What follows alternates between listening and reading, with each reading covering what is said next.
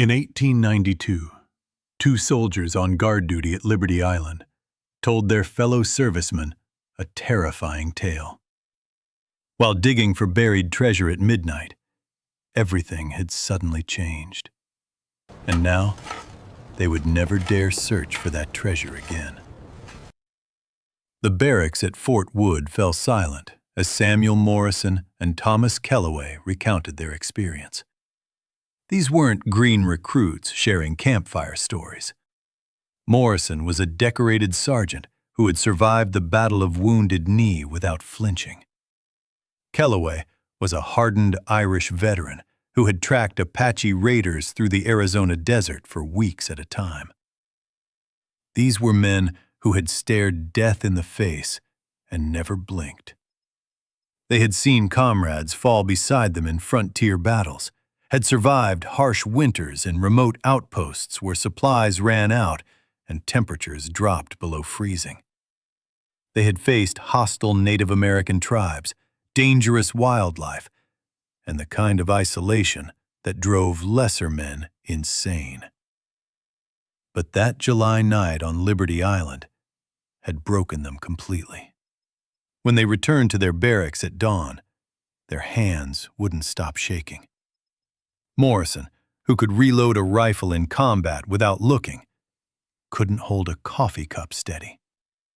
Kellaway, who had never shown fear during Apache raids, jumped at every shadow and ordinary sound. Colonel James Hartford, their commanding officer, initially dismissed their story as too much rum or combat fatigue. He had heard similar tales from soldiers who had spent too long on isolated duty posts. The mind, he knew, could play tricks when men were alone with their thoughts and fears. But something in their eyes made him reconsider. These weren't men prone to fantasy or fear. The terror he saw there was real, deep, and permanent. Their terrifying experience was actually the final chapter of a much older story. A legend about a pirate's curse from 200 years earlier. Today, I'll tell you about America's greatest treasure mystery, the tale of a buccaneer's revenge that continues even after death. William Kidd wasn't born a pirate. He was born a respectable Scottish merchant's son in 1645, during one of the most violent periods in Scottish history. His father, John Kidd, was a Presbyterian minister who faced constant persecution under the Catholic-leaning policies of King Charles I. When political persecution forced his family to flee their home, young William learned a harsh lesson. Survival meant adapting to any situation, and loyalty to any authority was a luxury few could afford. The trauma of displacement marked Kidd profoundly. He watched his father's congregation scattered, their meeting house burned, their family possessions seized by political enemies. These early experiences taught him that security was an illusion, and that a man's survival depended on his own cunning and preparation. By age 25, he had immigrated to New York and transformed himself into a successful merchant. The city was a perfect place for reinvention, a bustling colonial port where Dutch, English, French Huguenots, and freed African slaves all mingled in the narrow cobblestone streets. Birth records were spotty, social connections mattered less than ready coin, and a man's past was his own business as long as he paid his debts and kept his word. Kidd thrived in this environment. He established himself as a legitimate merchant, trading in beaver furs from upstate territories, whale oil from dangerous Atlantic expeditions, and Caribbean sugar that arrived on ships that asked no questions about their previous cargoes. The docks of Lower Manhattan teemed with opportunity for men willing to work in the gray areas between legal commerce and profitable smuggling. More importantly, he cultivated the image of a respectable citizen. He joined Trinity Church, where colonial elite gathered for Sunday services and political networking. He contributed generously to local charities, particularly those that aided widows and orphans, causes that resonated with his own difficult childhood. He gradually worked his way into New York's colonial aristocracy through careful relationship building and strategic generosity. His marriage to wealthy widow Sarah Bradley Cox Ort in 1691 completed his transformation from displaced Scottish refugee to American success story. Sarah wasn't just wealthy, she was connected to the most powerful families in the colony. Her first husband, William Cox, had been a successful merchant who owned several ships and warehouses. Her second husband, John Ort, had been even more successful, with trading connections that stretched from Charleston to Boston. When Ort died in 1690, Sarah inherited property worth more than £4,000, an enormous fortune that made Kidd one of New York's wealthiest residents overnight. They bought a magnificent three-story house on Pearl Street, near Wall Street, with gardens that extended down to the East River. Kidd filled it with the finest furniture money could buy: mahogany chairs carved by master craftsmen in Honduras, silk tapestries that had traveled the trade routes from China, silver plate imported from London's finest workshops. But Kidd's true passion lay in the seas. Even as he played the respectable merchant, he maintained connections with privateers and invested in questionable maritime ventures. He understood the thin line between legal privateering and illegal piracy, and he was prepared to cross that line when necessary. In 1695, the British government offered him the opportunity that would seal his fate. Lord Bellamont, the newly appointed colonial governor, needed a trusted captain to hunt pirates in the Indian Ocean. French and English pirates were disrupting trade routes to India, costing London merchants fortunes. Kidd received broad authority to capture any French vessels or known pirates. He was promised the majority share of any captured treasure. This seemed like the perfect opportunity. Serve the crown while getting rich. But nothing went according to plan. Setting sail with his ship Adventure Galley in 1695, Kidd expected to find easy targets in the Indian Ocean. Instead, he discovered waters filled with desperate men who fought like cornered animals. The reality of pirate hunting proved far more dangerous and complex than anyone in London had anticipated. His crew of 150 men, recruited from the taverns and docks of New York and London, had signed on expecting quick profits and easy victories against disorganized pirates. These weren't naval professionals, but merchant sailors, former privateers, and adventurers seeking their fortunes. They had invested their own money in the expedition, purchasing shares that entitled them to portions of any captured treasure. When months passed without significant captures, tensions mounted rapidly aboard Adventure Galley. Kidd faced a potential mutiny if he didn't produce results soon. His men had families to support back home, debts to pay, and growing doubts about their captain's competence. Discipline began to break down as sailors questioned orders and complained openly about the lack of profits. The Indian Ocean was a vast, hostile environment where survival depended on more than royal commissions and letters of marque. Pirate crews were hardened fighters who had nothing to lose, while legitimate merchant vessels were heavily armed and professionally defended. Every engagement risked significant casualties, and Kidd's crew was growing less willing to accept those risks for uncertain rewards. The turning point came in 1697 with his attack on the Quetta merchant. The ship sailed under French passes through dangerous waters near the Indian coast, making it a legal target according to Kidd's commission. His crew, desperate for profits after months of unsuccessful hunting, demanded action regardless of the potential consequences. But it was actually owned by Armenian merchants under British protection, carrying cargo belonging to traders with powerful connections in London and Parliament. The treasure was extraordinary: silks worth fortunes in European markets, spices that were literally worth their weight in silver, gold coins from a dozen different nations, and jewels that had once adorned the courts of Indian princes. The total value reached 400,000 rupees, approximately $100 million in today's currency. The attack transformed Kidd from pirate hunter to pirate in the eyes of British law. The ship's owners had influential friends who demanded justice and compensation. Lord Bellamont, facing intense political pressure and threats to his own career, began distancing himself from his former protégé. Kidd realized his commission wouldn't protect him. The political winds had shifted, and he was now seen as a liability rather than an asset. He had two choices: return home to face uncertain justice in courts controlled by his enemies, or embrace the outlaw life completely. The treasure from the Quetta merchant gave him a third option: hide the wealth and buy his way back to legitimacy later. But first, he had to get it safely to New York.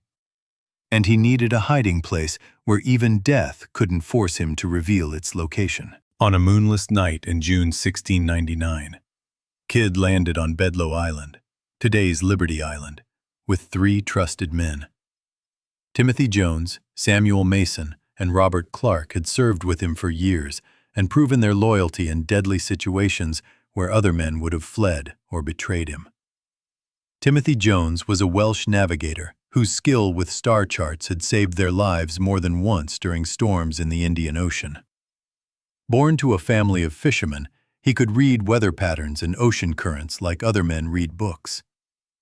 Mason was a powerfully built man from Boston who served as both gunner and carpenter, capable of repairing cannons in rough seas or crafting replacement parts from salvaged materials. Clark, the most educated of the 3, served as quartermaster and translator, speaking Spanish, French, and several Indian dialects fluently.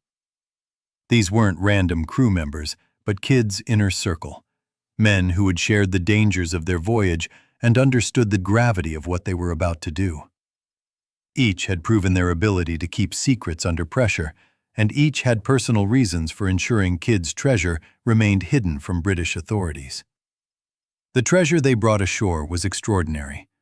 Gold coins from 20 different nations, including Spanish pieces of 8, Portuguese cruzados, and Indian mohurs. Silver ingots bearing the stamps of colonial mints, precious stones that caught moonlight like captured stars, ivory carvings from master craftsmen in Ceylon, silk tapestries worth fortunes in European markets, and ceremonial weapons encrusted with jewels. The most valuable pieces included a solid gold crucifix set with emeralds that had belonged to a Spanish colonial governor's wife, and a jeweled sword that had once hung at the side of a Mughal prince. They dug a pit 3 meters deep on the southeast slope of the island's highest point, working by the light of a single covered lantern to avoid detection by passing ships. The work was exhausting in the humid summer heat, even at night, but Kidd's excitement and determination kept them motivated through hours of difficult excavation. This treasure would secure his family's future and potentially buy his freedom from piracy charges if he could negotiate from a position of strength. But as they prepared to bury the treasure, Kidd made a decision that would bind his soul to this island forever. Following ancient Scottish maritime traditions learned from his grandfather, he performed a blood ritual to protect the treasure from thieves. These ceremonies dated back to Viking practices, dark rites that seafaring men used when they needed supernatural protection for their most precious possessions. He cut his palm with his dagger and let his blood soak into the earth around the burial site. Then he spoke an oath that chilled his men. "This treasure is mine by right of conquest. I will guard it in life and guard it beyond death. Any man who seeks to steal what I have earned must face my wrath in this world and the next." Timothy Jones later wrote in his journal, "The captain seemed to be speaking to invisible listeners that night. He would pause as if hearing responses to his words. The very air around us grew cold despite the summer heat." Kidd sprinkled salt in a circle around the grave and burned herbs that filled the night air with acrid smoke. Finally, he drew symbols in the dirt, ancient markings that none of his men recognized, but that seemed to writhe in the flickering lantern light. When the ritual was complete, something fundamental had changed. The island itself felt different, as if it were now under supernatural protection. The 3 witnesses would all die within 5 years, but their accounts survived to tell the story of Kidd's darkest night. Returning to New York, Kidd discovered that his situation was hopeless. Lord Bellamont now considered him a political liability. Colonial authorities had orders to arrest him on sight. Kidd made a fatal miscalculation. Believing his political connections would protect him, he voluntarily surrendered to authorities in Boston in July 1699. He brought with him a portion of his treasure as evidence of his cooperation. Instead of gratitude, he found himself chained in a Boston jail cell, facing interrogation about the location of his remaining treasure. Colonial and British officials offered pardons, reduced sentences, even promises of restored social position in exchange for revealing his treasure's location. "My treasure is in a safe place," he continued to say, no matter how severe the threats became. He refused all deals, even when they promised to spare his life. The reason became clear in smuggled letters to his wife. Kidd wasn't just protecting treasure. He was protecting a supernatural compact. "Some bonds cannot be broken even to save one's life," he wrote. "I have made promises that extend beyond this mortal realm." After 18 months in colonial custody, Kidd was transported to London for trial. The voyage across the Atlantic in chains broke his health, but not his resolve.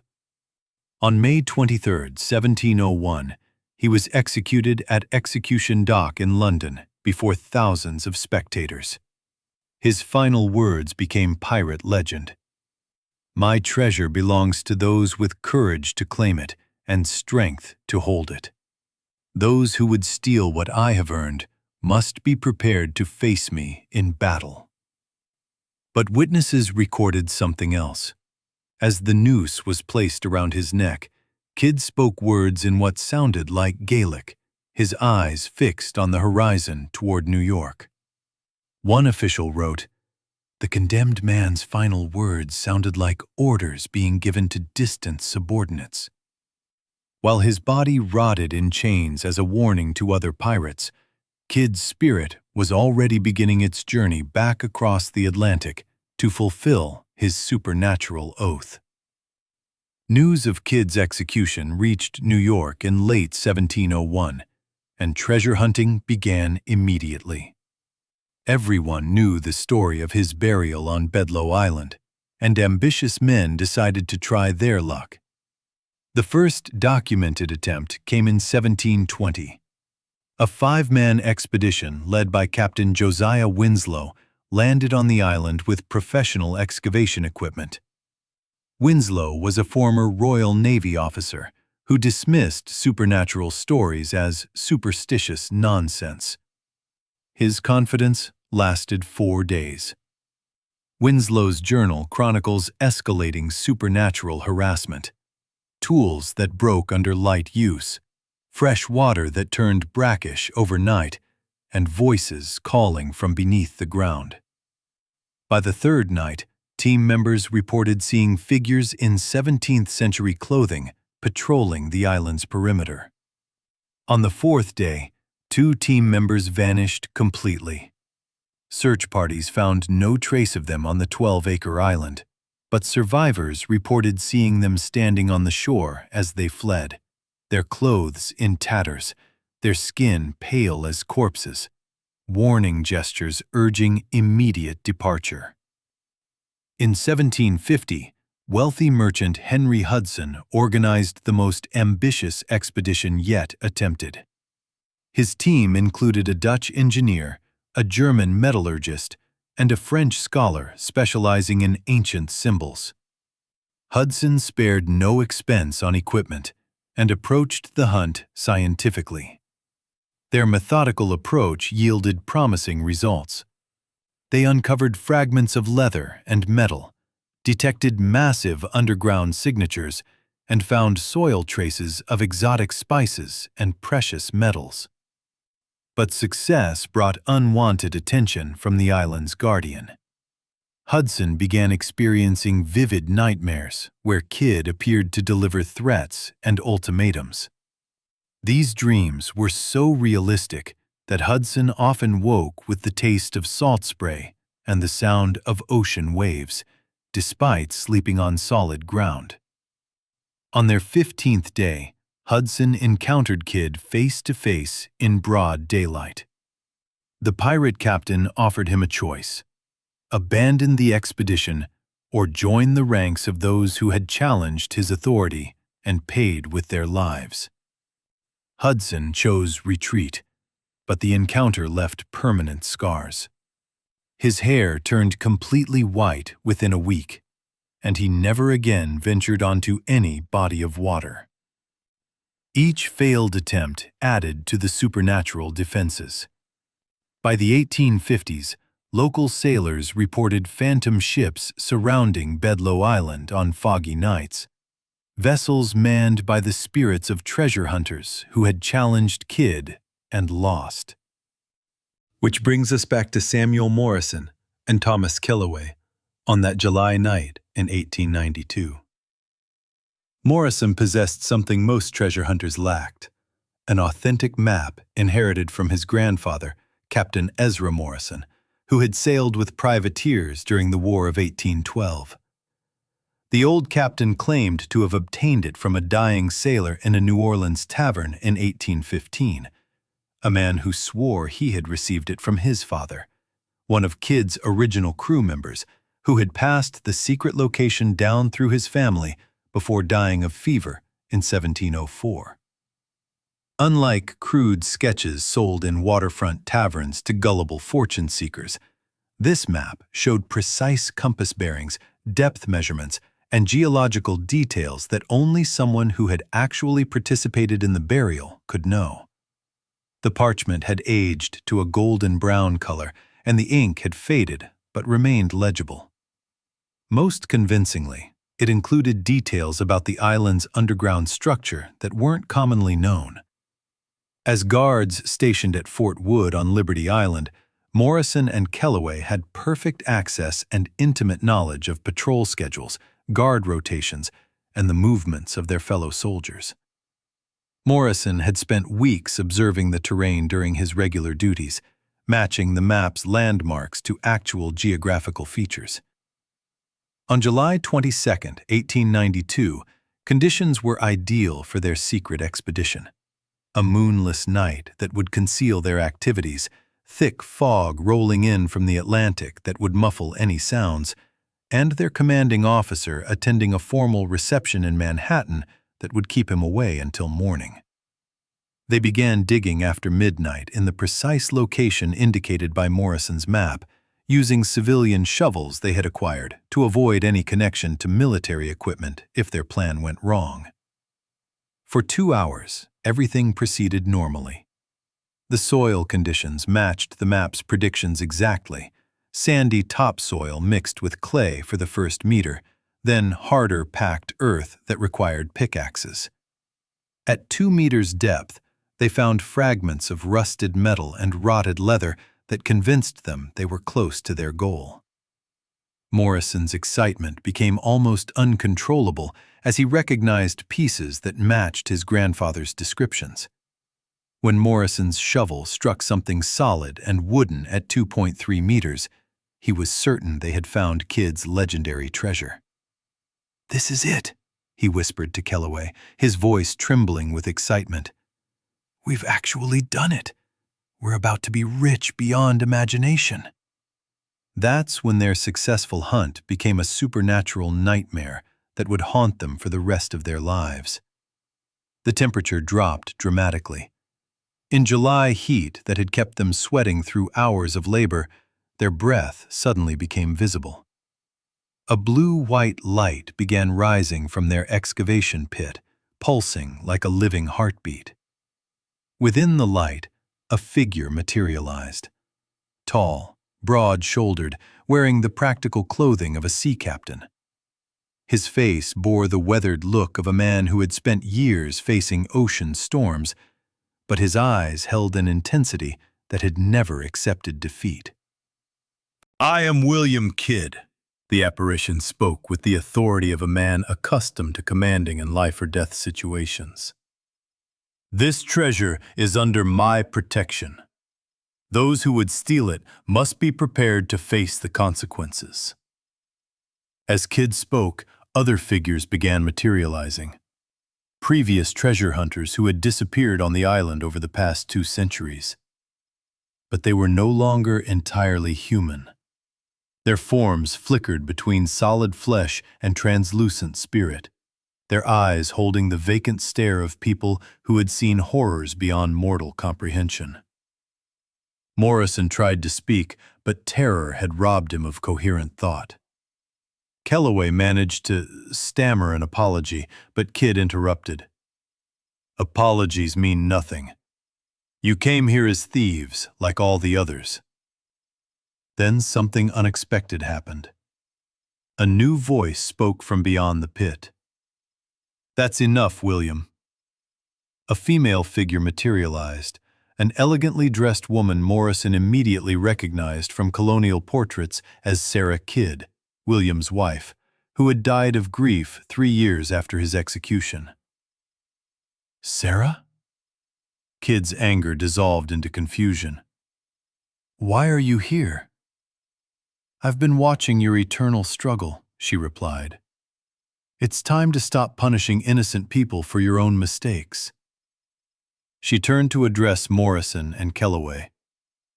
"My husband's treasure is real, and it is protected. But it belongs to someone who will need it for a righteous purpose. Your time has not yet come." As dawn approached, the supernatural encounter faded.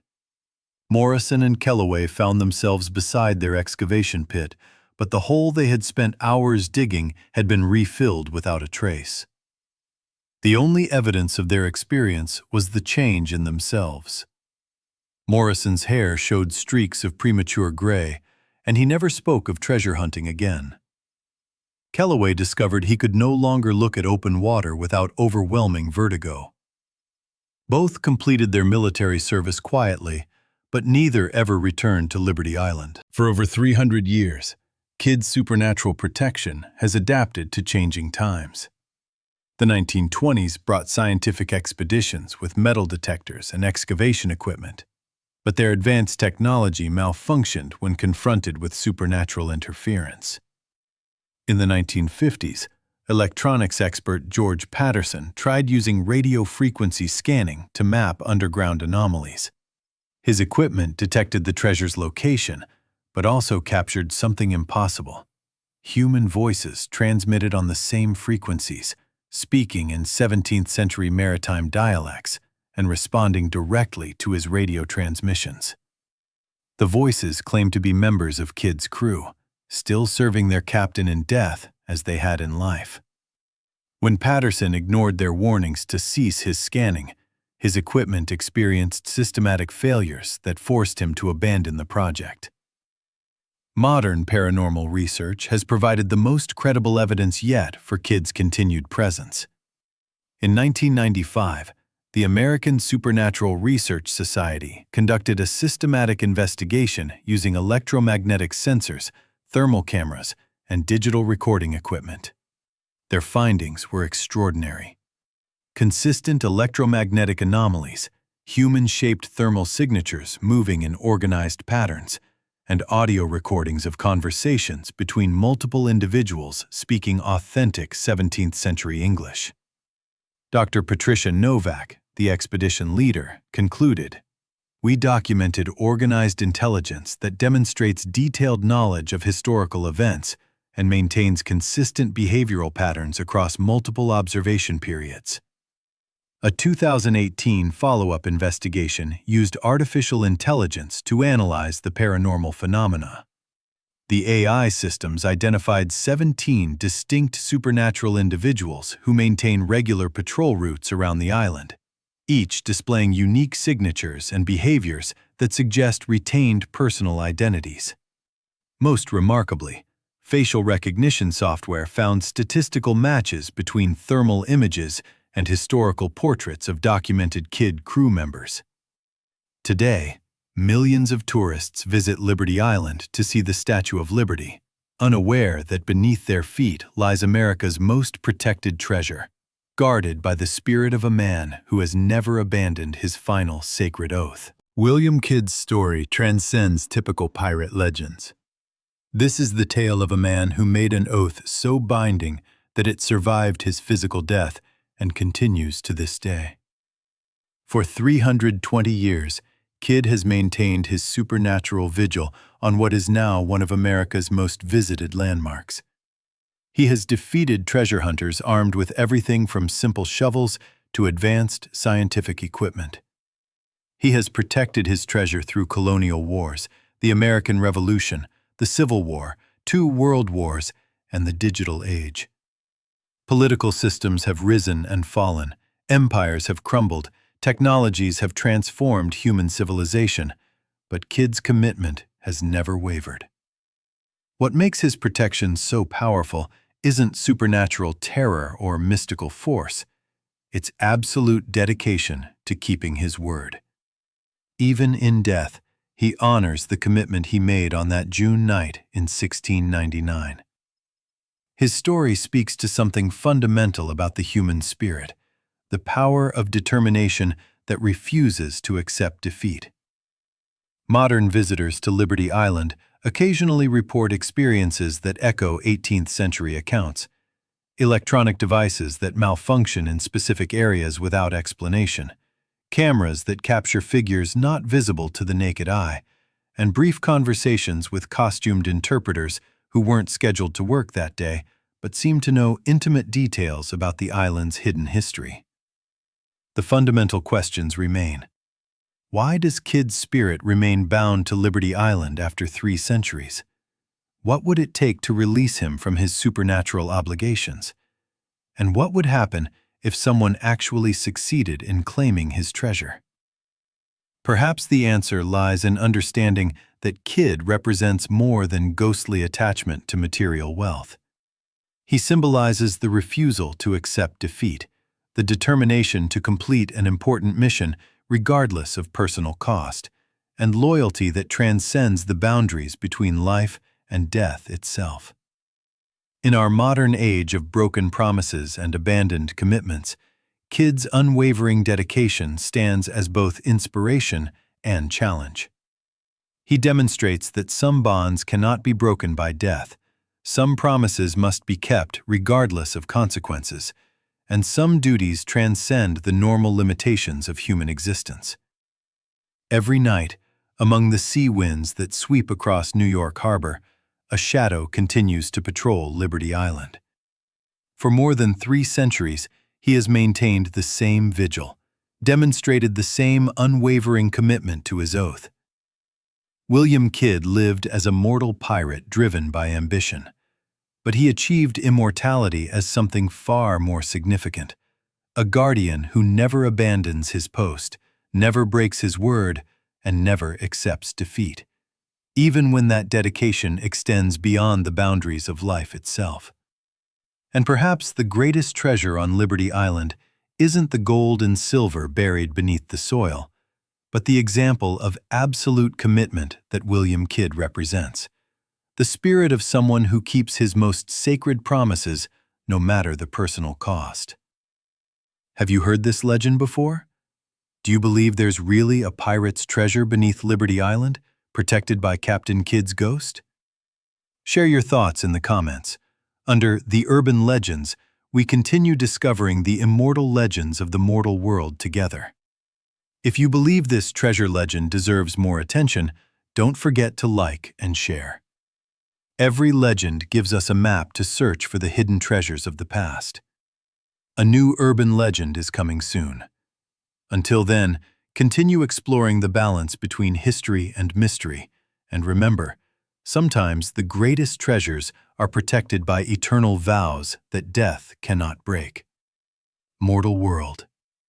Immortal Legends.